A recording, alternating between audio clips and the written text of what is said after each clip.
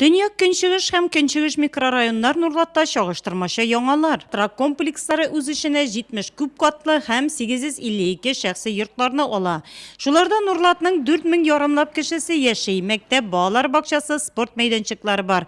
Банк филиаллары эшли, сәүдә нокталары җитәрлек. Юллар салына. Яшәүчеләр контингенты яшьләр. Нигездә нефть предприятиеләрендә эшләүчеләр. 2 микрорайонда яшәүчеләрнең сайлау урыны гимназия. Биредә 23-32 һәм 23-34 сайлау участоклары урнашкан. Беренчесендә исемлектә 2503 сайлаучы, шуларның 32-се беренче тапкыр тавыш бирүчеләр. Участок один из самых больших участков. Очень активно в этом году студенты брали открепительные удостоверения. Мы выдали 42, и плюс еще ТИК выдали 2 удостоверения.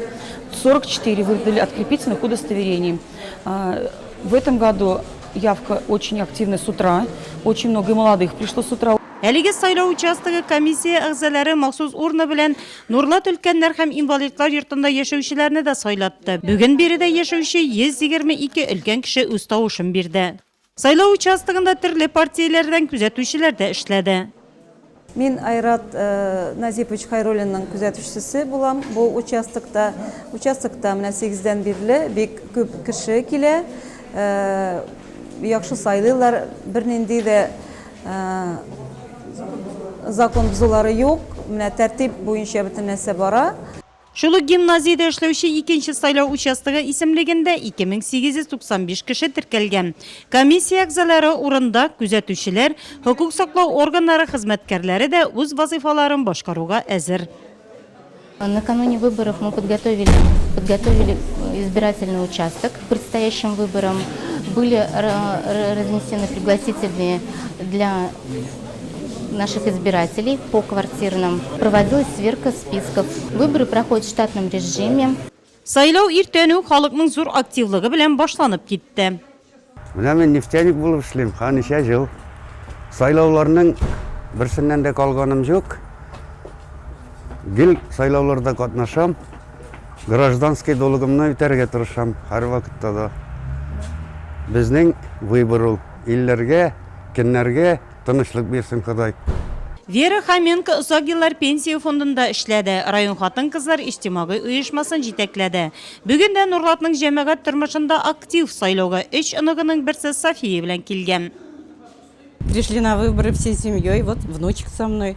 Голосование всегда это важно, это наш гражданский долг.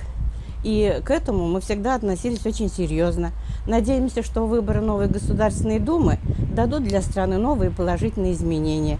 Сегодня мы видим, что идут изменения в хорошую сторону, если посмотреть даже на наш родной Нурлат. Мы всему этому очень рады и надеемся, что так и будет дальше. Марсель Гәрәев Нурлатның киләчәге булган яшь буыны вәкиле, югары белем алып Туган шәһәрендә яши, актив тормыш алып бара. В настоящее время в России есть реальные преобразования к лучшему. Если рассмотреть этот вариант в разрезе Нурлатского муниципального района, это реально видно, что делаются парки, скверы, все для молодежи.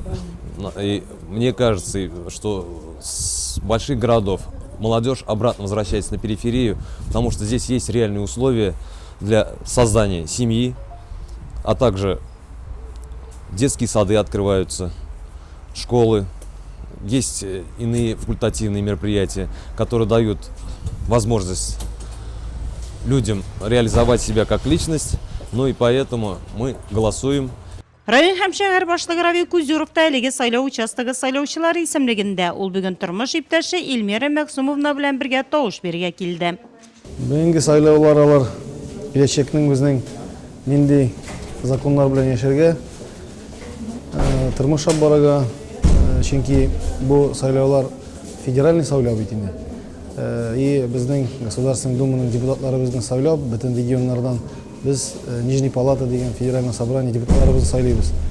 Безгә ул бик кирәкле, и бөтен программалар, бөтен инвестиционный яклар эшләрендән ул закон нигезендә принимать ителгән законнар, депутатлар ул турыда уже выборный вакыт, предвыборный агитационный эшләр алып барган вакытта да күп сөйләделәр инде. Чөнки бүген федеральный закон ягындан да безнең республикабыз бик актив катнаша бөтен программаларда. И закон үзгәрүеме, закон нинди яхшы буламы, начар буламы, безгә бик важный әйбер ул. Чөнки и бүген сайлый торган депутатларыбыз кем халык кемне сайлый инде, безгә бик саныйбыз инде бик кирәкле профессиональ команда булачак. Чөнки бит думага барып кына, утырып кына булай гына булмый, эшләргә кирәк. Эшләү өчен яхшы законнар принимать итәргә кирәк. Ул закон халык өчен эшләргә тиеш. И бүген инде өметләнеп торабыз без, выборлар бик актив узар дип, Нурлат районы гел актив катнаша халкыбыз. Күп эшләр эшләнде и яңа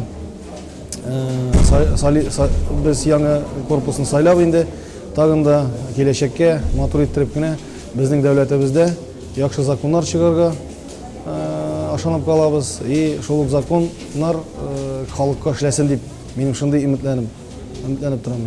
Сайлау участогында Бердәм Россия, ЛДПР, Гадел Россия, КПРФ партияләреннән һәм депутатлыкка кандидат Айрат Хәйруллиннан күзәтүчеләр сайлауларның гадел һәм ачык булуын әйттеләр.